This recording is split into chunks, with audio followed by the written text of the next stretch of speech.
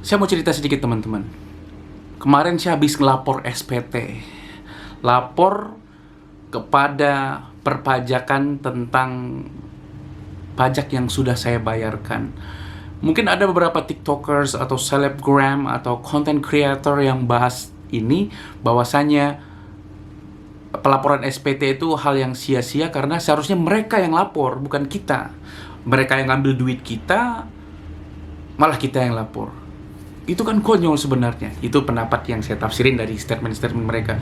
Ya, sebenarnya masuk akal dengan statement tersebut. Karena, ya aneh gak sih? Dia yang ngambil, dia yang manfaatin harta kita, dan dia yang minta kita buat lapor.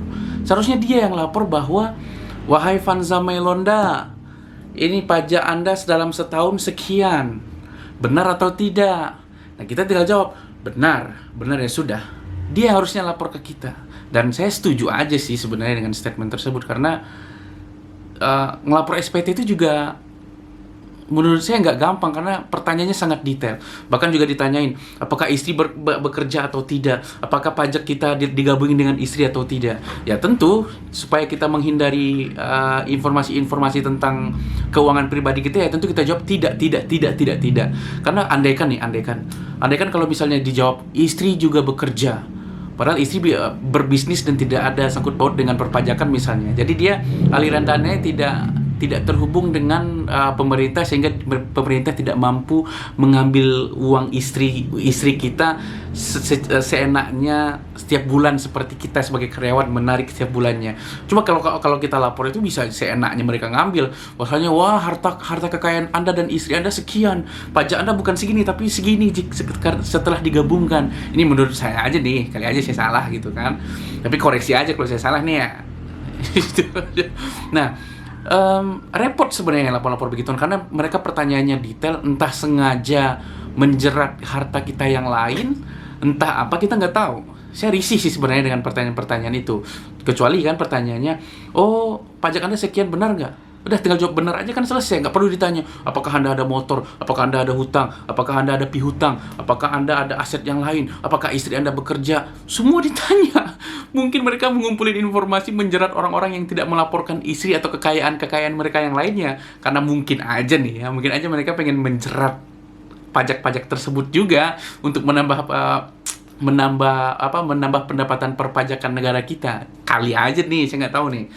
Nah, saya risih dengan pelaporan tersebut sebenarnya. Tapi it's okay. Kalau tidak lapor, kita dikenain denda sekitar 100.000 per tahunnya.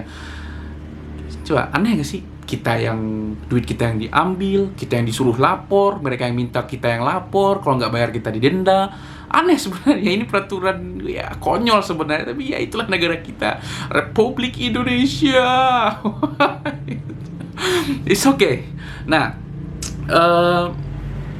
saya mau cerita itu sebenarnya. Saya pengen curhat sebenarnya. Saya pengen curhat ke kalian. Kali aja kalian ngerasain perasaan yang sama dengan perasaan yang saya rasakan ketika mengisi SPT tahunan tersebut. Jujur aja. Melihat kondisi negara kita sekarang, saya tidak rela bayar pajak, benar-benar aja. Saya nggak rela. Kenapa demikian? Karena lihat aja, pajak yang kita bayarkan, mereka mengambil seenaknya. Banyak mereka yang korupsi, banyak pejabat negara yang tidak bekerja, tidur, nonton film porno, dan seenaknya lah. Kesal kan kita jadinya? Kesal. Dan jujur aja, saya nggak rela bayar pajak sebenarnya. Tapi oke, itu negara kita, mau diapain? Nah, jika andaikan negara itu mengelola uang perpajakan, uang kita tersebut dengan baik dan benar, peruntukannya jelas, dan pejabat-pejabat tersebut juga mengambil sesuai mereka butuhkan, misalnya gaji bulanan atau tunjangan-tunjangan ini dan itu, ya sesuai porsinya misalnya. Tentu negara kita tidak seperti demikian, tidak seperti saat ini tentunya. Tidak ada makan makanan bergizi yang gratis yang isinya belatung lah, atau ayamnya anak ayam lah misalnya. Nggak ada. Pasti ayamnya udah induk ayam yang gede itu sebenarnya. Udah gede ayamnya sebenarnya. Tapi ya negara kita seperti ini ya seperti itu. Jadi mau diapain aja, sehingga saya ngerasa saya tidak rela sebenarnya bayar pajak. Nah, seperti saya pengandaian tadi, jika dikelola dengan benar, jujur aja bahkan pajak gede pun misalnya saya rela bayar gitu loh teman-teman. Walaupun gede nih, yang tadinya 10% naik jadi 15% misalnya. Dengan pengelolaan pajak yang baik dan benar, saya rela bayarnya benar. Walaupun itu 15%. Ya, saya tahu kalian tidak akan setuju dengan 15%, tapi andaikan seperti itu gitu loh teman-teman. Nah, jadi saya ngerasa saya nggak ada gunanya bayar pajak kalau seperti itu gitu. Nah, ditambah lagi orang-orang yang kaya, dia bisa mengadjust pajaknya, dia bisa mengelabui petugas pajak supaya mereka tidak kena pajak. Bahkan yang konyolnya, dia bisa bekerja sama dengan petugas pajak supaya pihak pajak tidak memasukkan hartanya untuk dikenain pajak atau dianggap sebagai objek wajib pajak. Ya, gimana ya? Kita udah kena pajak bumi, pajak bangunan. Apalagi pajak makanan. Setiap kita beli makanan di luar kita pajak 10 atau 11%. Pajak kendaraan. Apalagi bahkan kita bekerja di suatu perusahaan, pajak pun dikenain di situ, tergantung berapa banyak duit atau gaji yang didapat di bulan tersebut. Itu kan kita tuh sudah terlalu banyak bayar pajak. Contoh, saya kemarin lapor SPT. Per tahunnya setahun kemarin 2024, saya telah membayar pajak sebesar lebih dari 8 juta, 8.200.000 apa 8.400.000 tuh selama setahun itu. Coba, kalau misalnya kita tarik ke zakat misalnya, kalau zakat itu kan per tahun, sama nih konsepnya dengan SPT tahunan tersebut. Nah, kalau misalnya kan di zakat itu 2,5% doang nih harta kita yang dikeluarkan untuk membayar zakat.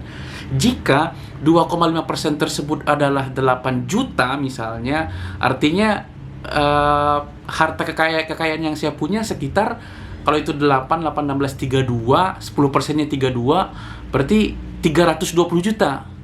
Nah, jika saya punya duit 320 juta, maka zakat 2,5% saya adalah 8 juta. Itu benar. Hebatnya negara menarik 8 juta padahal harta saya tidak nyampe 320 juta. Dia nggak mau tahu, pokoknya lu harus bayar pajak sekian. Masih mending zakat. Zakat mau sebanyak apapun duit kita ngambil 2,5. Negara ngambil 10%. Nah, cuman hebatnya orang Indonesia ini gini teman-teman. Dia udah kena pajak demikian dan dia masih rela membayar zakat. Astagfirullahaladzim. Masya Allah, tabarakallah lah. Hebat banget loh orang Indonesia. Makanya Indonesia dinobatkan sebagai negara, ya ada beberapa artikel yang mengatakan negara Indonesia itu negara paling dermawan di dunia. Ya gimana gak dermawan, kita udah bayar pajak, zakat kita keluarin tiap tahun, belum zakat fitrah dan bayar fidyah bagi istri yang hamil, dan infak belum dihitung gitu teman-teman. Nah, sehingga saya ngerasa gimana gitu lah. Nah, coba jika 8 juta itu, seperti saya bilang tadi, jika 8 juta itu 2,5%, maka saya harus punya harta 320 juta. Faktanya saya tidak punya harta 320 juta, sehingga saya harus ngeluarin 8 juta. Coba, 8 juta yang harus saya keluarin dalam setahun. Zakat hanya minta 2,5. Astagfirullahaladzim. Kita hanya mampu berbagi pikiran hal-hal demikian supaya kita bisa sadar gitu, bagaimana sih dunia ini bekerja, bagaimana agama kita mengatur itu semua, bagaimana agama kita mengatur ekonomi. Malas sebenarnya bayar pajak teman-teman, jujur aja malas. Tapi apa boleh buat? Daripada saya dipersulit, mending saya bayar aja. Sehingga tidak salah itu Nabi kita bilang, neraka bagi orang-orang yang menerima pajak, meminta pajak, pokoknya semua yang berhubungan dengan pajak itu haram dan neraka. Itu tegas banget itu dari Nabi. Sehingga ya kita perlu pertimbangkan lagi pekerjaan-pekerjaan tersebut.